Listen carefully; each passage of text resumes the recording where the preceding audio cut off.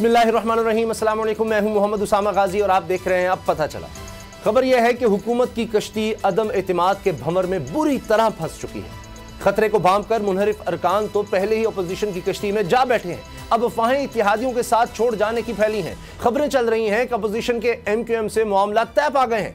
MQM अदम एतमाद की तहरीक में अपोजिशन की हिमायत करेगी। ज़राए के मुताबिक कल हुकूमती इत्तेहादी और स्पीकर पंजाब असम्बली परवेज इलाही इसी हवाले से इस्लामाबाद जा रहे हैं।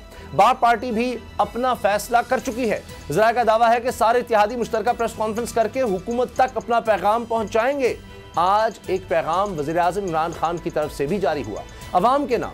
इस पैगाम में उन्होंने कहा कि इस मुल्क में डाकुओं का टोला 30 साल से लूट रहा है।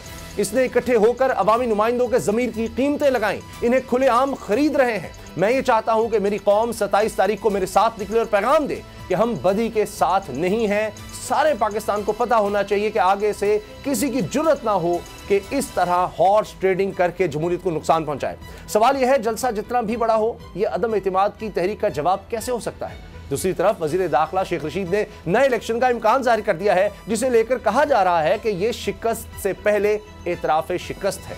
लेकिन इन सब बातों के बावजूद वज़ीर आज़म ये दावा कर रहे हैं कि अभी उनके पास तुरुप का पत्ता मौजूद है, जो वो अदम एतमाद पर वोटिंग से एक दिन पहले शो करेंगे और अपोजिशन नाकाम हो जाएगी। ये कितना सच है इसका पता वक्त आने पर लगेगा। लेकिन दूसरी तरफ नाक़िदीन कहते हैं कि वज़ीर आज़म सरप्राइज दें या ना दें, अगले 3 दिन में इन्हें बहुत से सरप्राइज मिल सकते हैं। इस वक्त सब नजरें सुप्रीम कोर्ट पर भी लगी हैं, जहां से 63A की तशरीह का फैसला आना है। अगर फैसला हुकूमत के हक में आया तो असरात क्या होंगे, और अगर हुकूमत को खैर ना मिली तो फिर हालात क्या रुख इख्तियार कर सकते हैं। इस सारे मामले को लेकर स्पीकर कौमी असम्बली का किरदार भी इंतहाई अहम है। क्या वहां से अपोजिशन को कोई सरप्राइज मिल सकता है? सवाल यह भी है कि बात चंद दिन में खत्म हो जाएगी या फिर हुकूमत इसे लंबी कानूनी जंग में बदल सकती है। सियासी बयानात और इम्कानात क्या हो सकते हैं, इसी से आगाज करेंगे। बाबर डोगर साहब, गुलाम रसूल साहब मेरे साथ है।